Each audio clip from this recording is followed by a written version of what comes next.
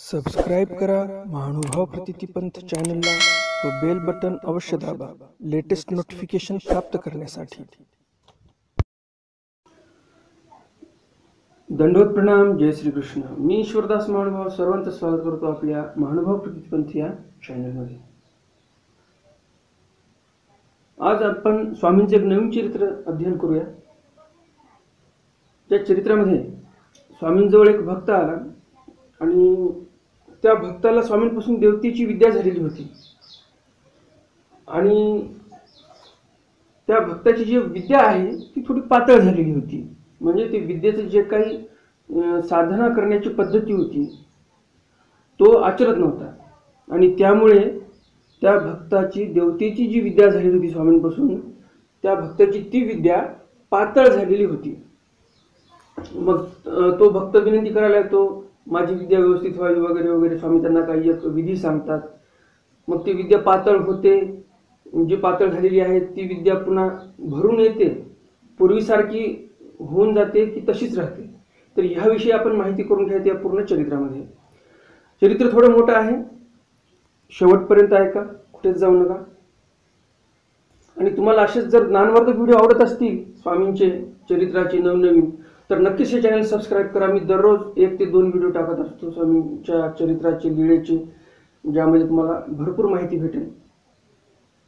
तर चला तर मग आज काही नवीन अध्ययन करूया।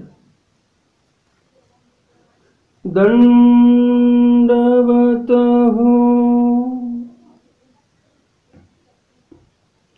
देवा करवी जाडी तुनवणे। देवा करवी म्हणजेच रामदेवा करवी स्वामींनी जाडी तुनवणे म्हणजे जाडी तुनवायला सांगितली। म्हणजे जी जाडी फाटली होती, थोडीशी उंदराने खाल्ली होती, ती जाडी तुनवणे म्हणजे पुन्हा व्यवस्थित करून घेणे, शिवून घेणे।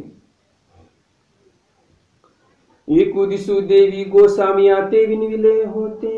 एके दिवशी देवी म्हणजे या रामदेवाने विनवणी केली स्वामींना। जी जी मज गोसामिया पासून विद्या झाली होती। मला स्वामींपासून विद्या झाली होती ते सांपे पातळ झाली। सांपे म्हणजे अलीकडे अलीकडे थोडी पातळ झाली ती विद्या। जसं तसं मला काही ते विद्येचा लाभ होत नाही, तेवढं सामर्थ्याचं ते काम करत नाही ती विद्या। ऐसे गोसाविया ते विनविले, असं स्वामींना विनंती केली त्या रामदेवाने। रामदेव म्हणजे दादोस, ज्यांनी भट्टोबासांना स्वामींजवळ आणलं ते रामदेव। ते धवा गोसावियांसी पिंपळा तळी आसन झाले। तेव्हा स्वामींना पिंपळा तळी आसन झालेलं आहे। बाईसा करवी जाडी आणविली। स्वामी बाईसांना आवाज देतो आणि म्हणतात ती जी जाडी आहे ती जाडी घेऊन या। पूर्वी उंदिरी खादिली होती। पूर्वी म्हणजे काही 1-2 दिवस अगोदर उंदराने ती जाडी कातरली होती, कुरतडली होती। ते गोसावी श्रीकरी घेतली। बाईसांनी ती जाडी आणली जी उंदराने कातरलेली आहे, ती स्वामींच्या श्रीकरामध्ये दिली। स्वामींनी ती घेतली। यावर स्वामी म्हणतात, महात्मे हो हे जाडी मासू दिसू वृक्षामुळी तिनी पहार तुनावी। महात्मे हो, स्वामी रामदेवांना म्हणतात, महात्मे हो हे जाडी मासू दिसू 1 महिन्यापर्यंत वृक्षामुळी तिनी पहारी तुनावी। वृक्षाच्या म्हणजे झाडाखाली बसून, वृक्षाच्या मुळी खाली बसून झाडाखाली 3 पहार तुनावी, 3 पहारापर्यंत तुनावी आणि 3रा पहारी भिक्षा करावी। 3ऱ्या पहारी भिक्षा करावी। तुनावी म्हणजे काय, जसं आजकालच्या पद्धतीत आताच्या भाषेत सांगावं असं म्हटलं तर तुनावी म्हणजे काय, ते त्याचा रफू करावा। जसं आपल्या एखादा कपडा खराब झालेला आहे, आपण त्याचा रफू करून आणतो। चांगला कपडा आहे, पूर्ण थोडंसं उंदरानं कातरले किंवा फाटलेला आहे, तर त्याच रंगाच्या दोऱ्याने आपण ते रफू करून घेतो। आणि त्या कपडा फाटला होता किंवा उंदराने कुरतडला होता असं कोणाच्या नवीन माणसाच्या लक्षात पण येत नाही, एवढ्या चांगल्या प्रकारे जे चांगले कारागीर असतात ते चांगला रफू करून देतात। तर इथे जे आहे ते रफूचं काम स्वामींनी सांगितलेलं आहे रामदेवाला, म्हणजेच दादोसांना सांगितलेलं आहे। आणि 3रा पहारी भिक्षा करा। 3 प्रहारपर्यंत झाडाखाली बसून ते जाडी तुनावी। 3ऱ्या पहारी गावामध्ये भिक्षेला जावं, नदी जेवावे, नदीला जाऊन जेवण करावं, कोणाच्या घरी बसू नये, कोणाच्या घरी जेवू नये। देवळी निद्रा करावी, झोपायचं कुठं तर मंदिरात झोपावं. जव जव हे जाडी सांदेल तव तव तुमची विद्या सांदेल. जशी जशी ही जाडी सांदेल, जशी जशी हे जाडीचं जे उंदरांना कातरलेला भाग आहे जसा जसा भरत जाईल तशी तशी तुमची विद्या पण सांदेल, म्हणजे तुमची विद्या पण पूर्ववत होईल. जी जी म्हणून घेतली, ठीक आहे म्हणून घेतली. आता यांची जी विद्या पातळ झाली याला कारण काय होतं विद्या पातळ होण्यासाठी? तर दादूस असे होते व्यक्ती यांना खाण्यापिण्याच्या गोष्टी फार आवडायच्या आणि त्यातल्या त्यात श्वेत पदार्थ, श्वेत म्हणजे पांढरा पदार्थ खूप आवडायचा. पांढरा पदार्थ म्हणजेच काय? दुधापासून बनवलेले पदार्थ, खीर असेल, बासुंदी असेल, पेढा असेल, खवा असेल, दही भात असेल, हे असे सगळे दुधाचे पदार्थ जे आहेत ते खूप आवडायचे त्यांना. आणि ते अशा खाण्यापिण्याच्या याच्यामध्ये ते जे देवतेचं साधन आचरायचं होतं, ते विद्या जे स्वामीपासून त्याला झालेली आहे ते जे आचरण करायचं होतं, दररोज ते जे ध्यानोदक करायचं होतं देवतेच्या पिंडस्थेचं, ते सर्व राहून गेलेलं आहे.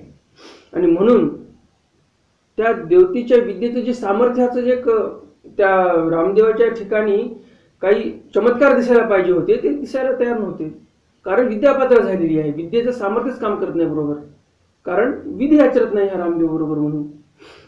तर अशा प्रकारे त्याची विद्या पातळ झालेली आहे. कशामुळं? तर या खाण्यापिण्याच्या याच्या जिभेच्या चटकदारपणामुळे, त्याच्या जे जिभेला खावासं वाटायचं त्याला, त्या जिभेमुळं त्याची विद्या जी आहे ती पातळ झालेली आहे. तर स्वामींनी हा विधी सांगितला त्याला की रे बाबा, तू 3 प्रहर झाडाच्या खाली बसून जाडीतून, तून म्हणजे काय तर रफू कर, आणि 3ऱ्या प्रहरी भिक्षेला जाय, गावामध्ये कोणाच्याही घरी जेवायचं नाही, नदीला जाऊन जेवण करायचं, झोपायचं कोणाच्याही घरी नाही तर मंदिरात झोपायचं कोणी आपण. जशी जशी हे जाडी तुनवल, म्हणजे जशी जशी जाडी सांदेल, भरत येईल, हे तुम्ही जाडी जशी जशी रफू कराल तशी तशी तुमची विद्याही सांदेल, म्हणजे पूर्ववत विद्या होईल तुमची. जी जी म्हणून घेतली, रामदेवाने ठीक आहे म्हटलं आणि हातामध्ये जाडी घेतली.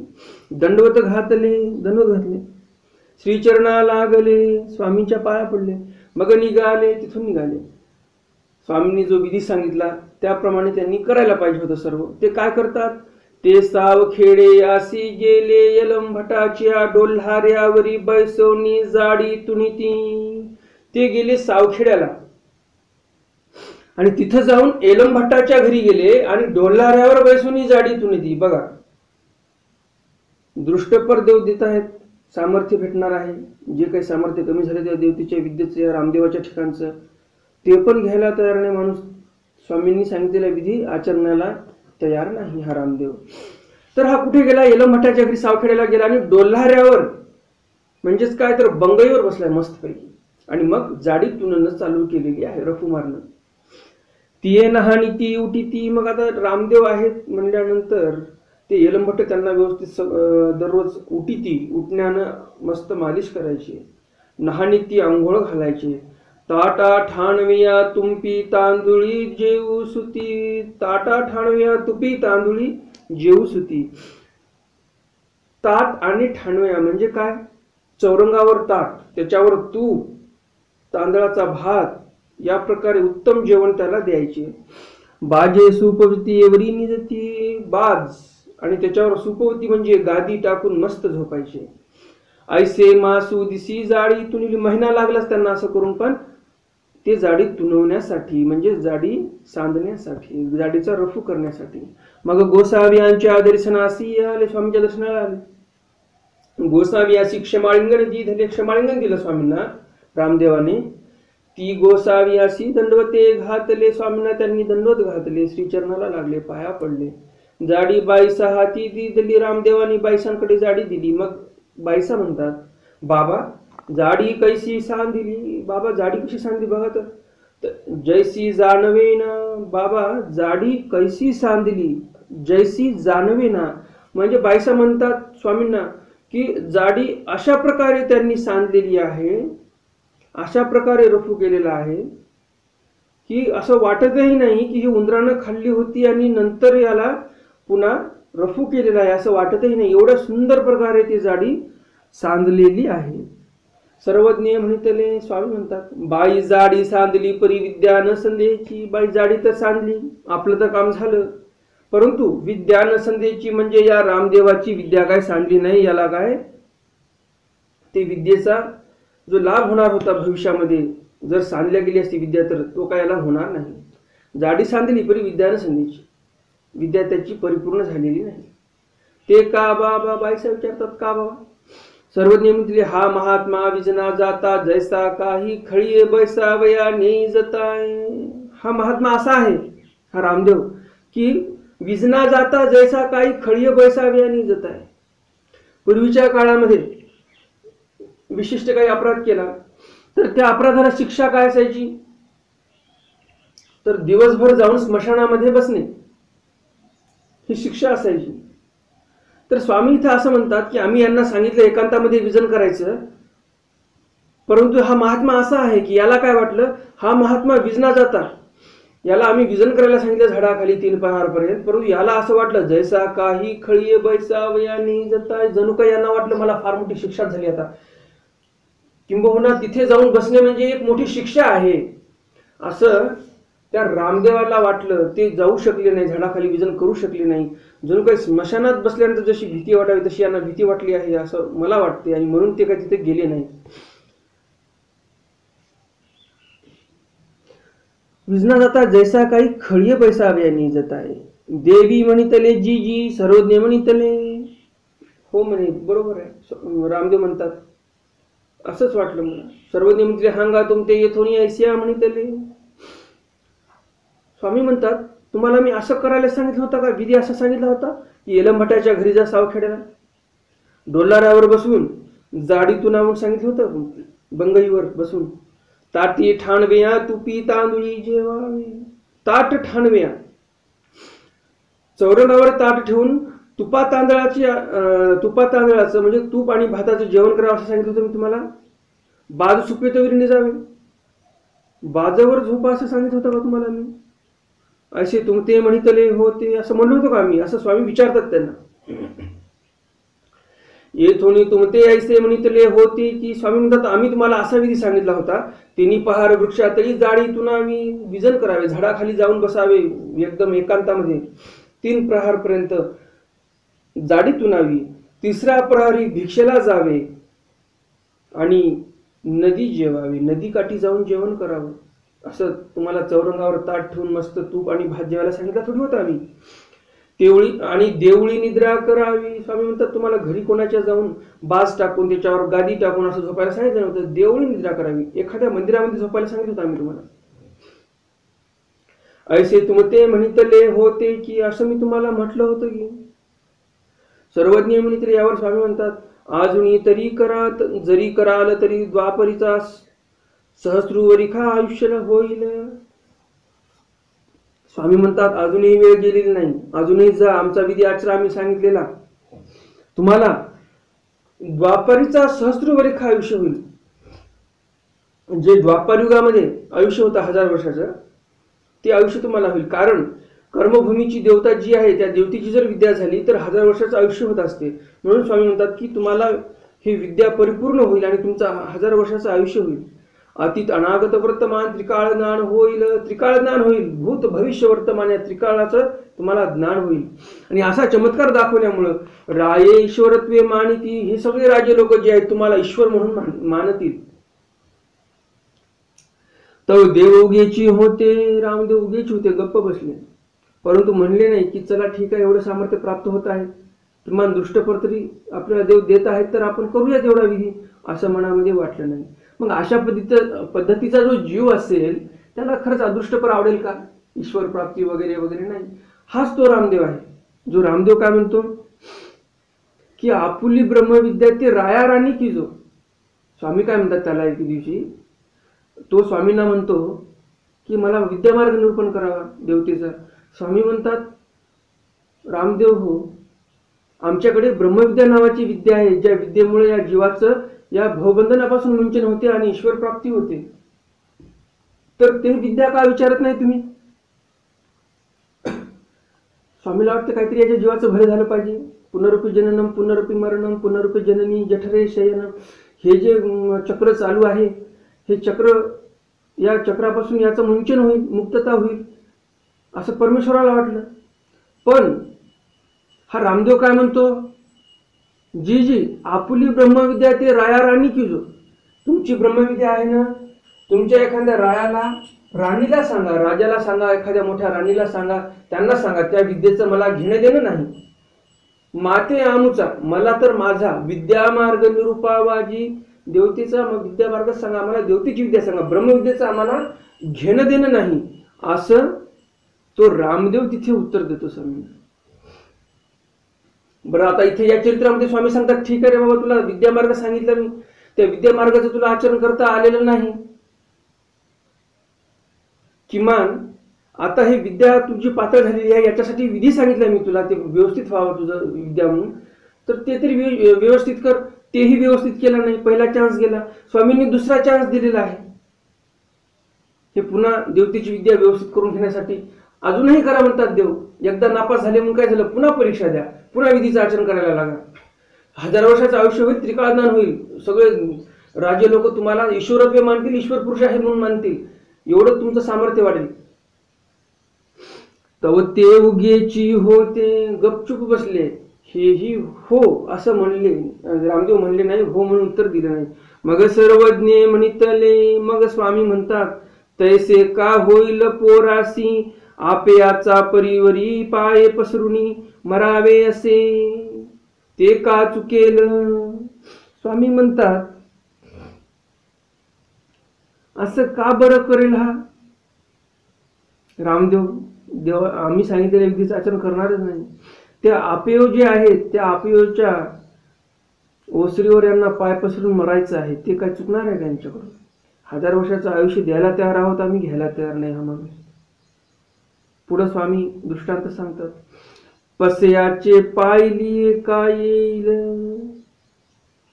जे पश्याचं आहे म्हणजे ज्याचं भांडभर पसाभर धान्य बसेल एवढंच ज्याचं भांड आहे, एवढाच ज्याचा अधिकार आहे, त्याच्या ठिकाणी पायलीभर धान्य कसं बसेल बरं.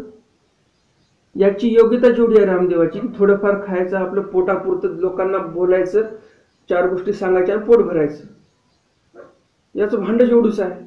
आम्ही पायलीभर त्याला धान्य देतो, तयार आहोत आम्ही पायलीभर धान्य द्यायला, देवतेची विद्या द्यायला तयार आहोत, याचं भांड कमी पडते, त्याला आम्ही काय करणार.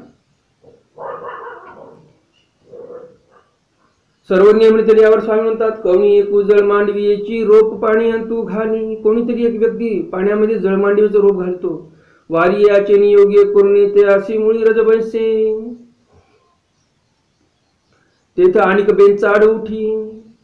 कोणीतरी एक असतो व्यक्ती, पाणी प्यायला जातो, एका ठिकाणी पाणी असते पिण्यासाठी, तर त्या जे पाण्याचा स्रोत आहे तिथे त्याच्यावर धुरडा वगैरे येऊन बसत असतो. कुत्रे जनावर पाणी पित असतात. तर मग याला असं वाटतं एवढं स्वच्छ पाणी येतं हे माणसासाठीच राहावं, म्हणून ते जळमांडवी टाकते त्याच्यावर. आणि ते जळमांडवीच्या बुडाला पुन्हा हवेने उडतो आणि धुरडा माती जाऊन त्याच्या मुळाला बसते पाण्यामध्ये. आणि त्याच्यामुळे जिथं मातीचे कण पडले ते जळमांडवी त्या मातीच्या कणाला त्या मुळ्यात धरून घेतात. आणि जशी ते मातीचा त्यांना खालून आधार भेटला की लगेच बेचान उठी, म्हणजे काय, पुन्हा झुपका दुसरा निघतो त्या जळमांडवीचा. त्याचा मुळी आणि कर्ज बसे, पुन्हा त्या दुसऱ्या बेचाण म्हणजे झुपक्याच्या बुडाला माती बसते आणि पुन्हा तिथून बेचाण उठी, म्हणजे पुन्हा दुसरा जे जळमांडवी आहे ती अशी वाढत वाढत जाते, पुन्हा झुपका उठते, पुन्हा झुडपं निघतात हळू बारीक बारीक बारीक बारीक त्या पानावर. अशी अवघी विहिरी जळमांडवी भरे. ते जी विहीर होती जिथं पाणी स्वच्छ होतं, ते विहीर जे आहे ते एकदम अशी टच्च भरून होती जमीन लेवलला, त्याच्यामध्ये जनावरही पाणी येऊन पियायचे. तर ते स्वच्छ असं निर्मळ पाणी होतं, म्हणून त्या माणसाला वाटलं माणसाला पिण्यासाठी पाणी राहावं, म्हणून त्यानं जळमांडवी टाकली यावरी, ते पाणी स्वच्छ राहावं म्हणून. पण झालं उलट, ते जळमांडवी एवढी वाढून गेली की पुढे काय होते ते सांगता स्वामी, तेच उदक असे ऐसी बुद्धी ही नाही. पूर्ण विहीर अशी जळमांडवीने भरून गेलेली आहे आणि येणाऱ्या जाणाऱ्या तिथं असं वाटतही नाही इथं पाणी असेल म्हणून, एवढं दाट जळमांडवी झाली आहे तिच्यावर. मग एक दिवशी भितरी रिगोनी उपसवणी कवळी भरी बाहेर घाली. मग एका दिवशी तो आतमध्ये उतरतो त्या विहिरीमध्ये आणि कवळीभर उपसून बाहेर काढतो ती जळमांडवी. हाताशी कांडर येते, हाताला कांडर येते, बाह्या भरती रगत निघे, बारीक बारीक काटे असतात त्या जळमांडवीला, ते काटे ओरडतात हाताला आणि हाताचं रक्त निघायला लागते. परी उपसवेना, परंतु ते उपसल्या जात नाही, एवढी जळमांडवी वाढून जाते तिथे. तैसे धर्ममिखे संचिरली अविद्या, असे का धर्माचा अभाव करी अंक. स्वामी म्हणतात त्याप्रमाणे धर्ममिशे, धर्माच्या निमित्ताने संचिरलेली अविद्या जी आहे ते असे का धर्माचा नाश करते. जे काही जवळ धर्म उरलेला आहे त्याचाही नाश करते. आणि म्हणून असं धर्ममिशे पण अविद्येचा संचार जीवाच्या ठिकाणी होऊ देऊ नये. तर आजचा हा आपला चरित्राचा भाग संपलेला आहे. आपल्या जीवाची कशी स्थिती आहे हे आपल्याला याच्यावरून लक्षात येते. जे रामदेवांना पूर्वी स्वामी ब्रह्मविद्या निरूपण करण्यासाठी तयार होते ते रामदेव म्हणतात जी ब्रह्मविद्या नको, आम्हाला चमत्काराला नमस्कार जनता करते, तर आम्हाला चमत्काराला नमस्कार लोक करतील, आम्हाला नमस्कार करतील आम्ही चमत्कार दाखवल्यानंतर, अशी विद्या आम्हाला द्या. स्वामी म्हणतात अरे चमत्कार काय करतोय, एक हे जे नाशिवंत देह आहे याचं पोट भरेल एक 5-50 वर्षासाठी. परंतु हे जे जीवात्मा आहे या जीवात्म्याचं भलं करण्यासाठी आमच्याजवळ एक ब्रह्मविद्या नावाची विद्या आहे. ते विद्या विचारा, आम्ही तुम्हाला ते ब्रह्मविद्या सांगतो, तुम्ही ईश्वराच्या प्राप्तीच्या योग्य होणार. तर ते विद्या सांगतो मी तुम्हाला. रामदेव म्हणतात आम्हाला ते ब्रह्मविद्या काही करायचं नाही, आम्हाला चमत्कार नमस्कार आवडते, आम्हाला मानमान्यता आवडते, आम्हाला तेच पाहिजे. तुमची ब्रह्मविद्या रायाराणी की जो आमते आमचा विद्या मार्ग निरूपावा. स्वामी म्हणतात ठीक आहे बाबा विद्या मार्ग तरी व्यवस्थित आचर. ते रामदेव विद्या मार्ग व्यवस्थित आचरण करत नाहीत, त्याच्यामध्ये त्यांची विद्या पातळ होऊन जाते. पुन्हा स्वामींकडे येतात, विद्या पातळ झाली, दाट झाली पाहिजे, पहिल्यासारखी विद्या झाली पाहिजे म्हणून विनंती करतात. स्वामी ठीक आहे म्हणतात, विधी सांगतात. ते विधीही हा रामदेव नीट करत नाही. बरं एकदा परीक्षेत नापास झाले, स्वामी पुन्हा सांगतात आता पण करा, पुन्हा परीक्षा द्या, पुन्हा पास झाले तर तुम्हाला 1000 वर्ष आयुष्य लाभेल, त्रिकाळ ज्ञान होईल, राजे लोक तुम्हाला ईश्वरत्व मानतील. हा जीव म्हणतो नको बाबा, हे पण नको आम्हाला.